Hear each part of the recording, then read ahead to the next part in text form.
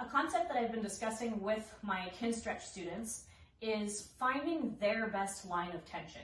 Now, what I mean by that is if we're not training specifically to improve the capsule of a specific joint, then we're most likely training what we call superficial tissue, or the kind of outer layers of tissue versus like the deep stuff. And when we're doing that, I want them to find where they feel the best stretch, because where they feel the best stretch isn't necessarily where I'm gonna feel the best stretch. So I like to give maybe one positional constraint.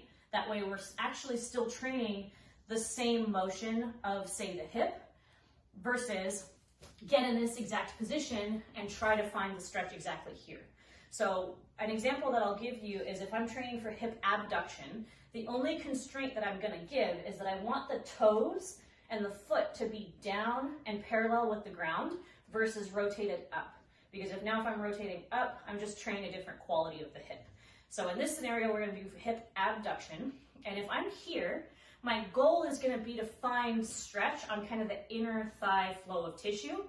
And where I find my best stretch, again, may be different than where my students feel it. So if I'm here, I feel a little bit of a stretch, but the variables I can play with are sinking my leg farther out to the side, maybe shifting my body farther forward, maybe sinking it farther backward, okay? And these are all variables to play with. So I give my students a little bit extra time and I tell them to scan for their best line of tension, where they feel the best stretch in this general area.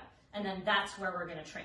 So again, if you've been kind of struggling even to kind of improve a specific aspect of, say, your hip or your shoulder, if you've been training for hip abduction only in this position, maybe it's time that you try a different position so that you can train the same stuff in a different way and maybe make some more gains that way.